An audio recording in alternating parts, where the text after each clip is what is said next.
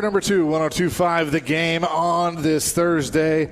We're live at Chiefs on Broadway for the SEC basketball tournament, which is going on right now over at Bridgestone Arena. Kentucky all over Missouri, 53-39 with about 14 minutes to go in the second half. And we are pleased to be joined by our good friend Jill Jelnick from Fox 17, Sports Director over there. Jill, what's up? Hey, guys. Thanks for having me. Love this setup here at Chiefs. We got to do this more often. I know. This is fun. I like the setup here, and we've been efforting to try and get Eric Church to actually call in, but I hear he might not be available. He's a little busy. He's now a busy and then. guy. Yeah, that's okay. Listen, why are you out of breath?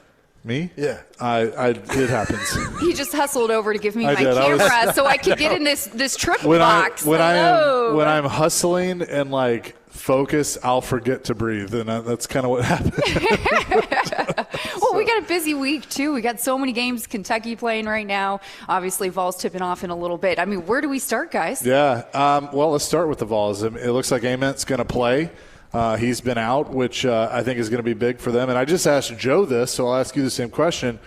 You don't necessarily – I mean, you want to win the SEC tournament. You want to do well in the SEC tournament, but they're in the NCAA tournament. So if he's not 100%, do you want to rush him out there for this game, or would you like to hold him, maybe give him a little more time to rest? That's a great question. Here's my first thought. You're right. The Vols in the NCAA tournament, most projections have them at a 5 seed, which I think is about right. I would say you want your full team be playing the best you can, rolling in to that NCAA tournament. If he's healthy, which, let's be honest, he hasn't been the last couple games. The Vols have been smart, haven't played him because he hasn't gotten the full go. But if he's healthy and ready to go, absolutely play him this week. This is a Vols team that needs to find a way to play together again. They have suffered so many injuries. It's a team that really, this time of year, what's their identity? Do we really even know? Because it's been so capricious with the schedule and their games and the opponents. That's the SEC every single day. But my argument is if he's healthy, absolutely full go, because build as much momentum as you can going into that NCAA tournament. Don't save him. Don't risk that questionability of what is this team trying to do in the most important part of the season. Well, look, we love you, right? You know that. You can't drop big words like that. I wasn't sure where you were going with that for a second. Would you say capricious? I'm like, oh, Big Joe's going to say something. I think of Capri Suns, which we all get. Oh, I love Capri Suns. A little different, though. Capricious, I got to look that up. Changeable, flighty. Those will be the first 2 words you'll see in the dictionary next. Changeable what? Changeable, flighty.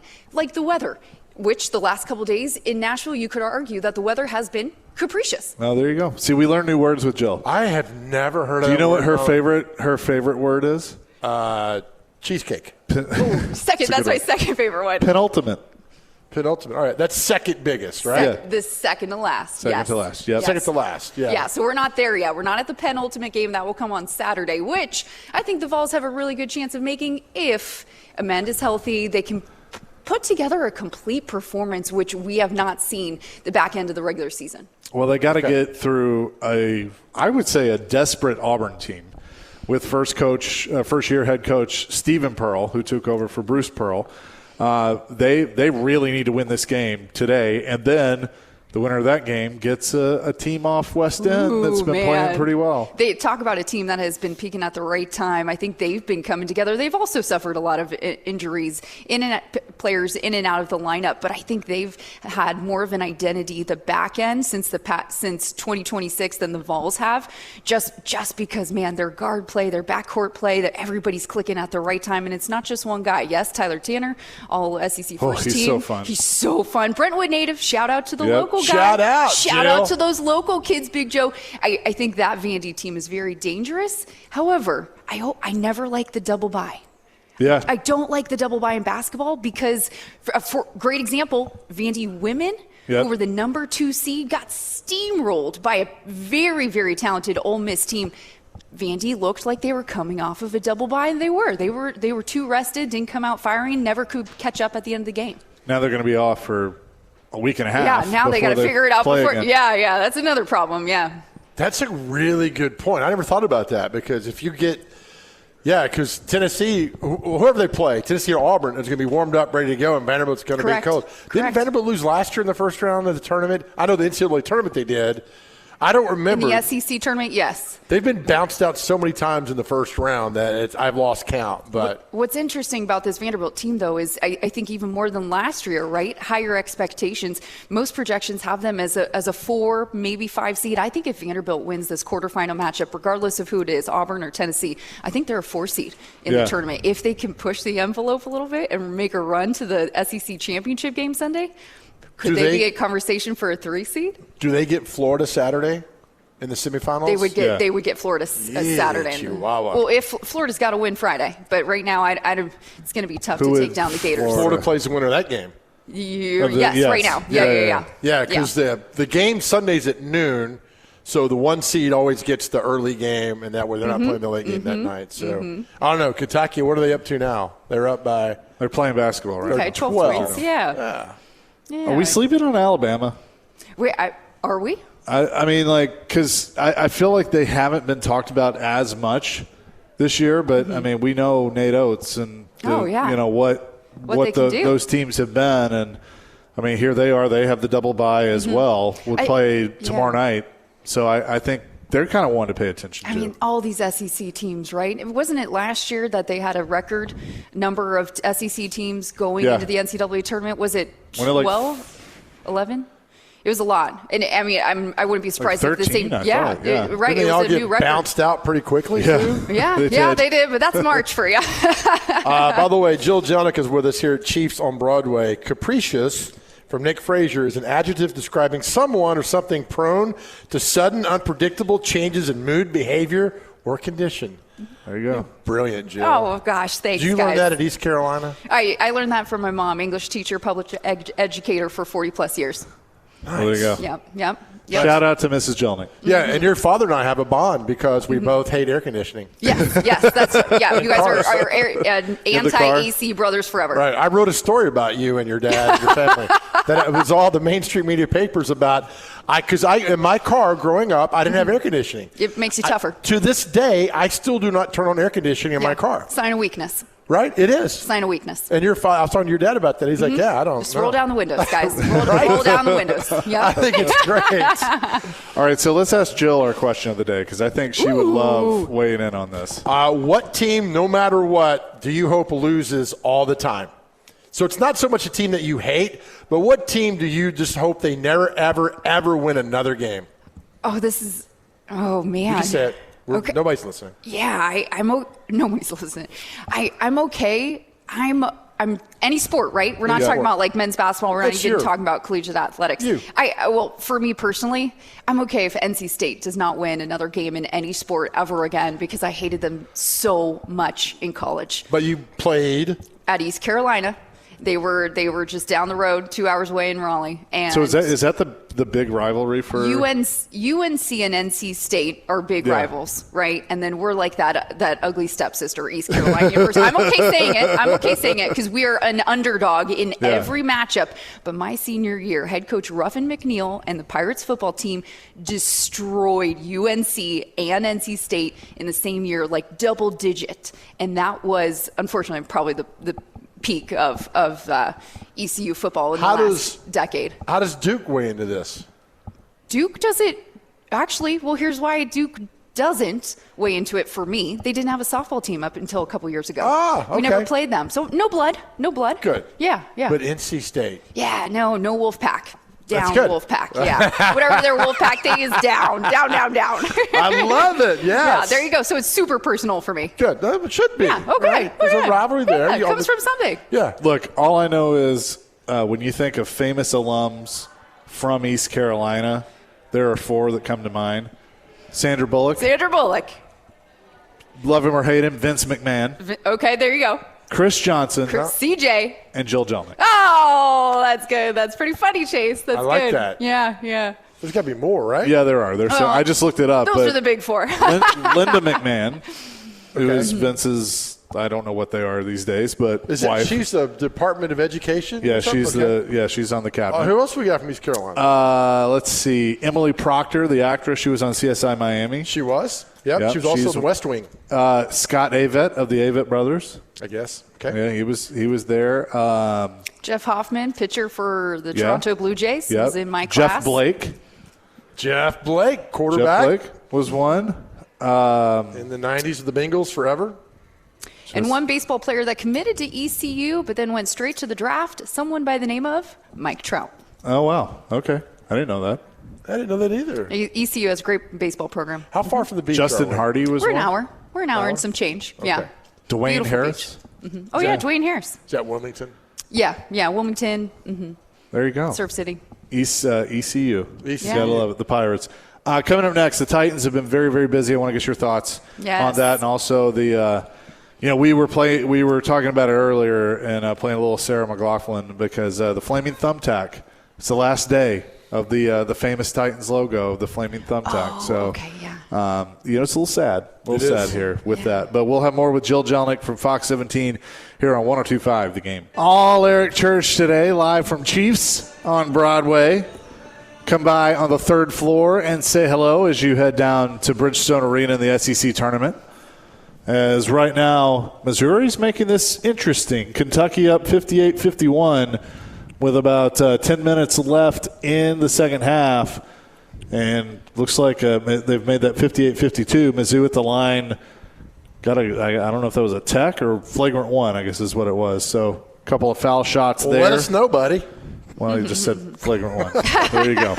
Jill, you take good pictures. That was a great picture. Oh, thank you. Yeah, just tweeted at you. Right? Jill Jelnick, Fox 17 Sports Director, is with us. Jill, real quick, is that a skinny filter that you put on us? It's a wide lens. Wide lens is the secret. Okay. Yep. Thank you. Yeah. Chase, look, that's a good picture of you too, that buddy. is a good one. on Jill, at Jill Jelnick on that. All right, well done. Titans have been busy this Yeah. week, and they're slowly announcing the free agents that we know they have signed, but Wan'Dale Robinson, a lot of Giants, a lot of Jets or 49ers that have played for both these coaches, and Robert Saleh and Brian Daboll. But I like what they've done, and I in my opinion, you can't say that this team right now, at least on paper, isn't better. Has to be, right? I mean, it just feels like it. I mean, coming off of the season that they had last year, right? Yeah. How underwhelming it was, how desperate they were for someone to step up, be that star, which ended up being the rookies, in my opinion. Alec Iomanner, right? He had a great rookie season, and DK, thank you, Yep. Chimere DK. This is a team that was starving for some star power. On paper, it certainly looks like it. However, I feel like a little deja vu. Haven't we been here before with the Calvin Ridley signing, with some other big names in the past? And, it just never showed up on the field.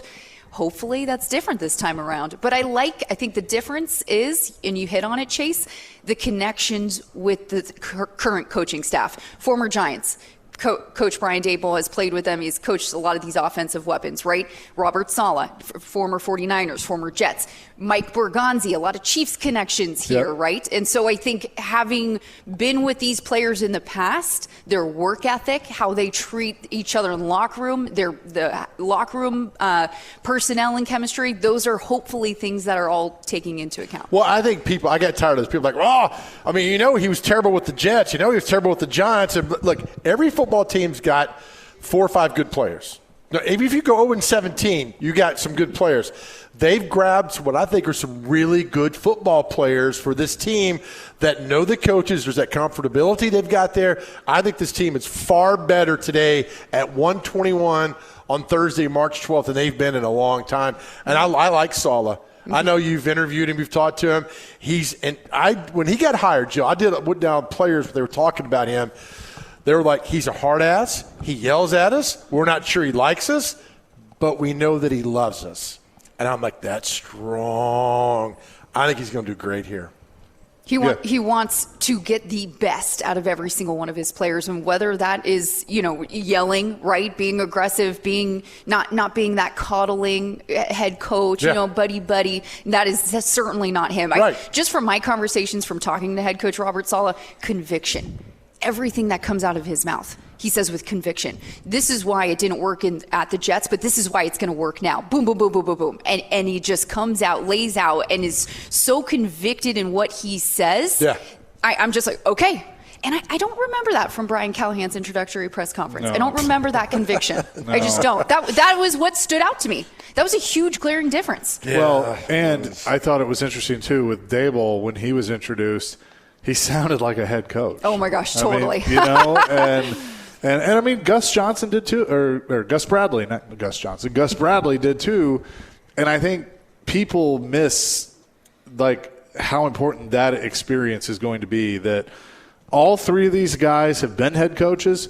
All three of these guys have failed as head coaches, which I think is important too, because what do you learn from? You learn from your failures and your mistakes, and I think we've already seen Robert Saleh specifically do some things differently going into year one than he did with the Jets. So as for the moves, it's just, I think, an exciting time. And then on top of that, you got tonight, they're going to unveil new uniforms and a logo and all that stuff, where it officially becomes a new era for the Tennessee Titans. Yeah. I have a question for you. How about this? Sure. From the moves that they've made, clearly leaning defensive heavy, would you like to see more offensive players pickups? Do you think they're going too much on the defensive side? He is a defensive-minded coach, but do you think they're going too much defensive sides with that cap space? You can't build Rome in a day. So you're going to build the defense. You're going to make that defense badass. I told Chase earlier, football is cyclical. 5 to 7 years, trends change. Now it's about defense. Okay. Yep. Build like that. the defense. That way I can – That's your backbone. I think the offense needs a lot of help, but I don't feel like spending $22 million in a guy that's like, I don't know what he's going to do. Get the defense on the field. Who just won the Super Bowl? Who just won? Seattle. Thank you. Right? I almost said Mike Vrabel and the Patriots. No, but how did they do it? Yeah, defense. Defense and a run game. Yeah. I mean, balanced attack on offense. I will give them that, right? Steve Darnold didn't do it all by himself. Exactly. And I think that's kind of the formula. And Robert Saleh saw that defense or saw that offense quite a bit. But, you build around Cam Ward. He's got 3 good receivers. I don't think he has an elite receiver by any means yet. You got a young tight end that they seem to be happy with, and Gunnar Helm. They just signed a guy that can help on the blocking end. Yep. The offensive line is still a work in progress, Yep. which concerns me a little bit. Everybody was was kind of like, well, do they cut Tony Pollard, all that stuff? I think Pollard's fine. Yeah. He needs help. I'm not sure that Tajay Spears is really the number 2 back, but they can address that in the draft. I was just going to say, draft's coming up. I feel like the draft might be where they target more offensive weapons for Cam Ward. And if they go Jeremiah Love, then that's huge. I think that is a offensive weapon for Cam Ward. But I'm with Joe. I have no issue addressing the defense as much as they have, because that defensive front needed – Jeffrey Simmons needed help. Yeah, no question. And I think he has it now. John Franklin Myers is going to be a beast. And I love that move. Bringing home Alontae Taylor on the back end. Move. I think that's going to be a really good move. I don't know as much about Flott, who they got from the Giants, cornerback, but everything I've read has been positive. So I definitely like those moves. Listen, Jill, remember this. Football, and we talk about this all the time, comes down to 2 things: blocking and tackling. Blocking and tackling. That's it. Yep. That's it. the backbone of football. So if you can get a defense that and say, look, I'm going to put 11 guys on the field that are going to give everything I got to stop the other offense. While this offense comes along, I'm all aboard. And I get it. Look, we've been severe critics of Callahan, Amy Adams, the franchise. But I think she's gotten out of the way, let Borgonzi run the team, let him do what he does best, and build it. I think hiring Robert Saleh was the A-plus hire of the offseason. Now let him work. I hope so. I hope so, too. I really like him. I like the way, the direction they're going. Also, I just love the fresh energy. Yeah. We obviously have the brand new logo and everything unveiling tonight. Good, fresh energy, new staff, new minds.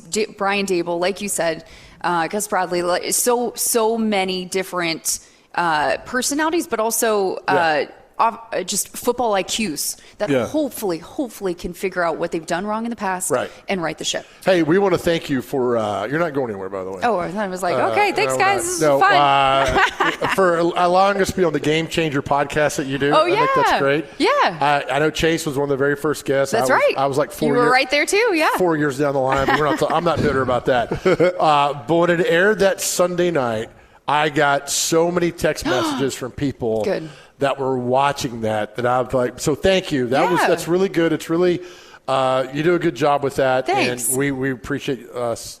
Thanks. Let's just go on the show with you. Absolutely. Well, I love what you guys are doing, and that's the whole point of the show, right? Game Changers in Nashville. How are we not just being a part of this sports world, but how are we making an impact? What else are we doing to give back? And I think it's a great platform to be able to do that. And I'm not restricted to 2 minutes. Yeah. So, well, I know that feeling. Gosh, I'll say this too. Last summer, you had Jeffrey Simmons on. I did, and that was a pun intended game-changing interview for me as I viewed him, because I had been pretty critical of him, and there was some growing up that he needed to do, which I think he admitted. But everybody was anointing him a leader and all these things, and I questioned that. And I watched that interview and thought that he was the most vulnerable.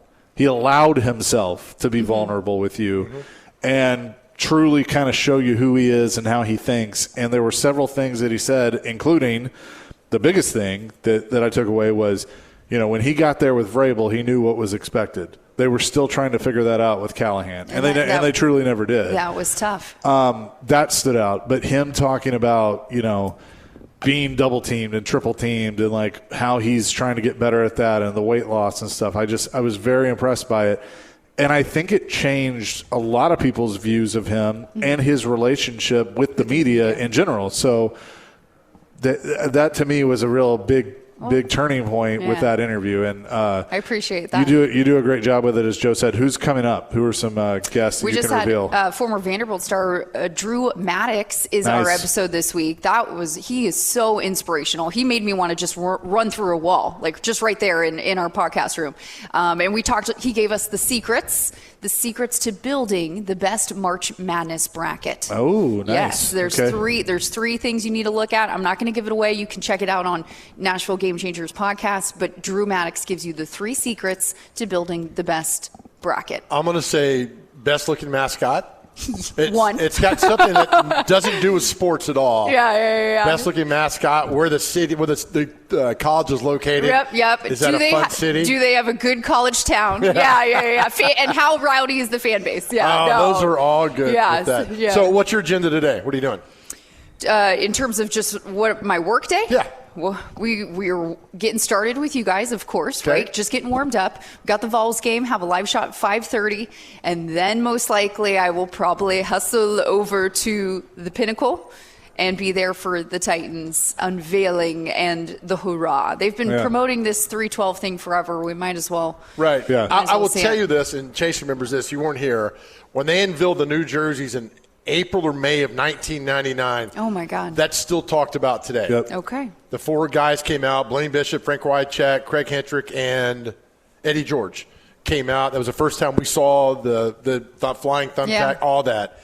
It's still talked about today how great of a moment that was. And I went in 2019 when they unveiled this current uniform set. Morgan Wallen, an up-and-coming country music artist at the time, was one of the performers. Amazing. With Florida Georgia Line. 2018, 2018. Yep, 2018. Yep, right outside of Broadway. That's great. Who was it? It was Mariota, Taylor Lewan, Delaney Walker, and then I think Eddie. Eddie was a part of it. Eddie too. So Eddie and Frank came back. Were part of it. Are they going to bring back Eddie for this one? Probably not. You never know. You never know. I don't know. He's been busy. there the last. Yeah. He's been busy. So it should be fun, and I'm curious.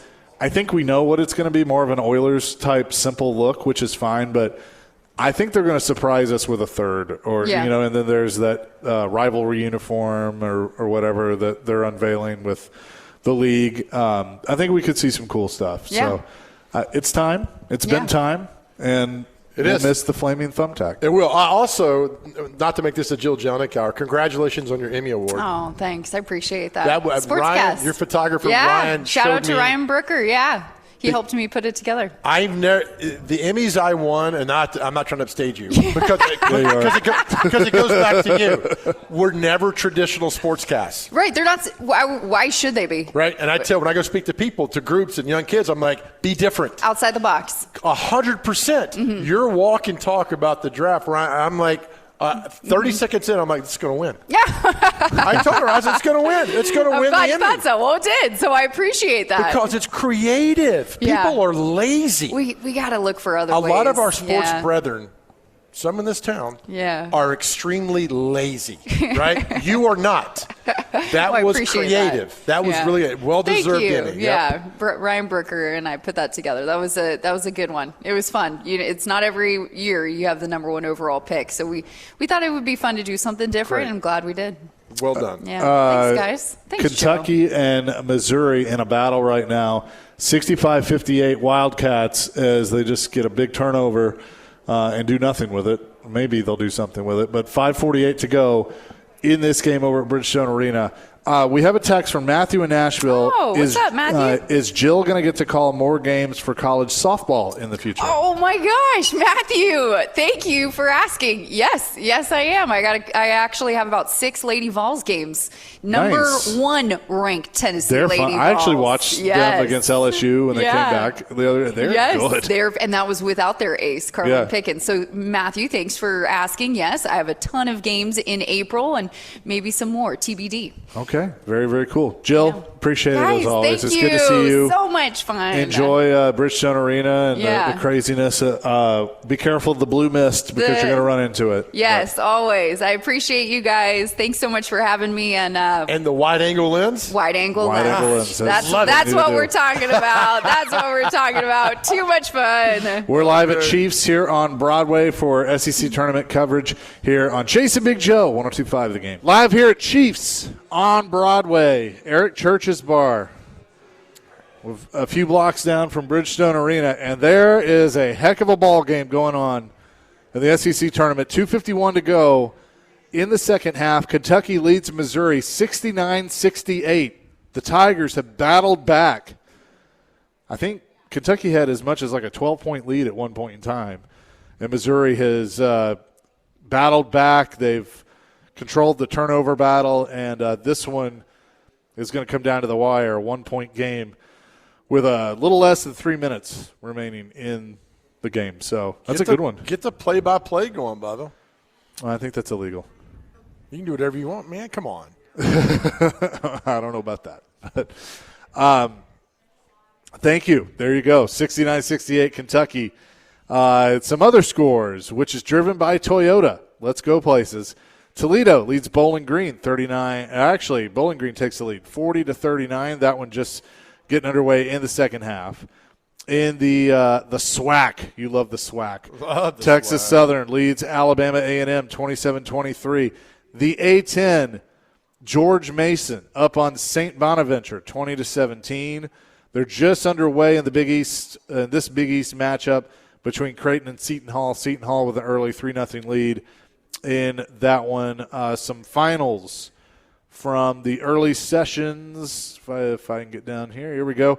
First in the Big 12 tournament, Iowa State defeats Texas Tech 75-53. Virginia knocks off NC State in the ACC 81-74.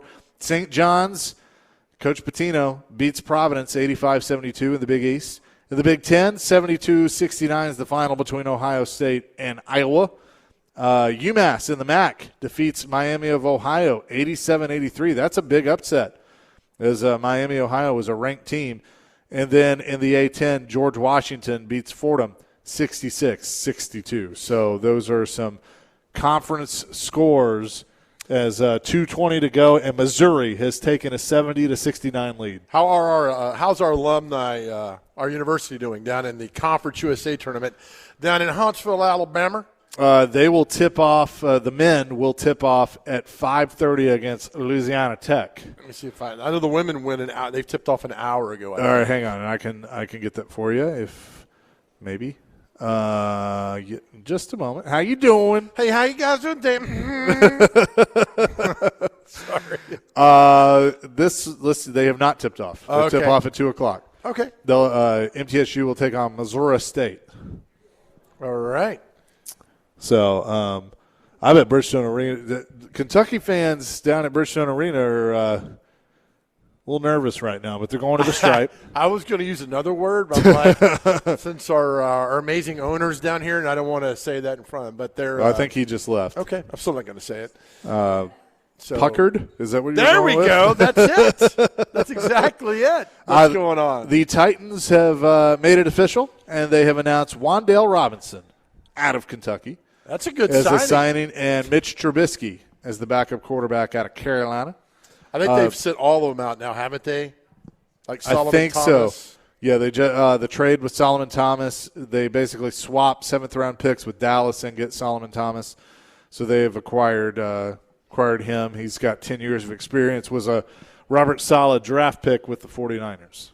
And welcome to a good quality depth piece. I mean, Yep. you need those as you see guys get injured and everything throughout with a 17-game schedule, maybe going to an 18-game schedule, you need depth pieces on your football team. And I think they've identified that. So don't come at us again with they've got guys he lost games with. No.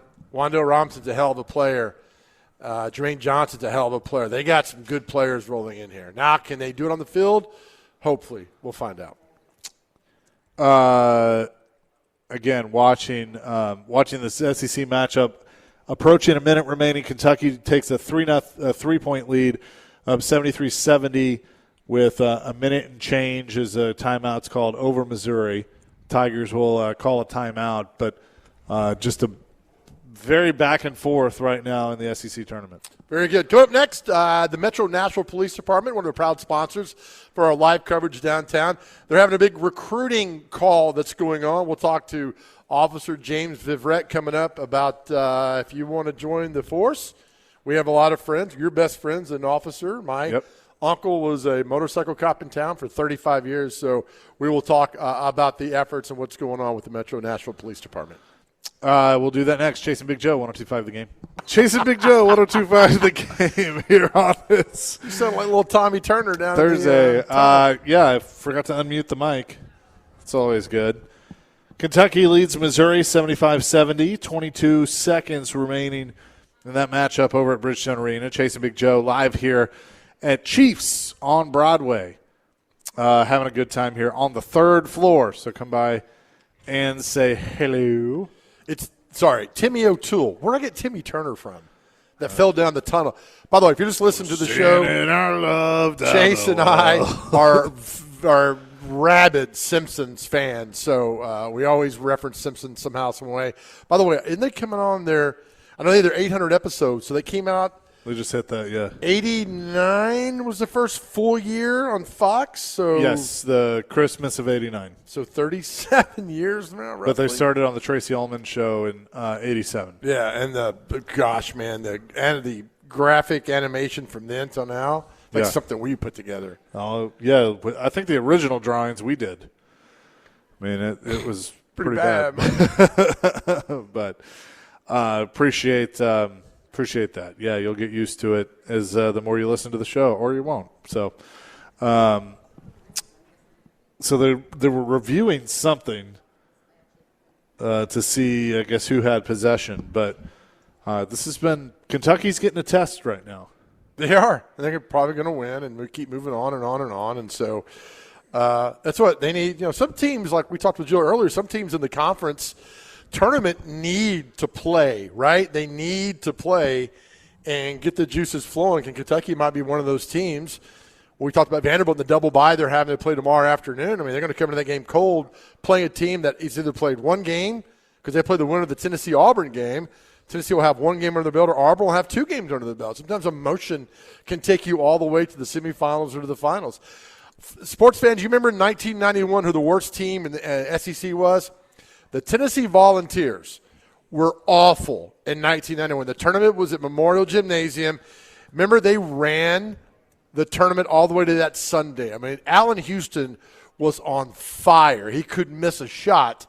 I think Alabama beat him on Championship Sunday by like 25 or 30. But that big team could get on a nice little run and make it their way through the through the tournament. So about an hour ago, the Titans, or I guess this was earlier today, the Titans tweeted tonight in the spotlight, and it was a silhouette of a football player, but you couldn't see the uniform or anything. I always click on the comments. Oh, no. New uniforms leaked. Here's my mock. Oh, that's terrible. Somebody did it like Microsoft Paint. That's all. I'm excited about tonight. I am too. I think it'll be cool. You're going to go over there, right? I have Pred, so yes. I won't be able to, unfortunately. I'll go over there and see what's going on, and especially if there is food. Food, yep. No, we understand that. They posted a video of Wan'Dale Robinson saying he's excited to be with the Titans and reunited with Brian Dable, so they've made that official. Right. You know what's funny is, so the trades are now official. The Titans just 10 minutes ago tweeted out, says, we have agreed to a trade with the Dallas Cowboys. I'm like, ooh, what is this trade? It was the Solomon Thomas trade that was announced last night that goes on. This trade, decipher this for me there, Chaser. Yes, sir. They got the Titans received Solomon Thomas and a 7th-round pick at 225. They gave up their 7th-round pick at 218. What's going on? Just a pick swap to take him, yeah. Okay. Moved up 7 spots to see a 7th-rounder that probably won't be on the football team when this team starts the season in September. You never know. But I know you're really excited about Tommy Townsend, the punter. So they've signed him. Who'd they cut? What the other punter that was here? Johnny Hecker. Hecker? Yeah. Who played for he was a good punter with us in St. Louis. He did say that. Heck did a good job. That's right. Punter, I don't care. Don't send me a press release that you signed a punter. Nobody cares. And don't tell me how punters win games, because they don't. They don't. You know what pickup I think is going to be Dodge Ram? Sneaky, yeah. It's going to be sneaky good for them is that Jermaine Johnson trade. Absolutely.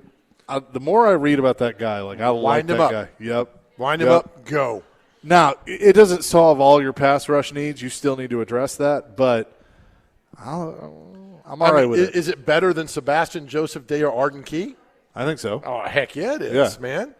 Well, and you have parted way. Basically, you had 2 players that I think needed a fresh start.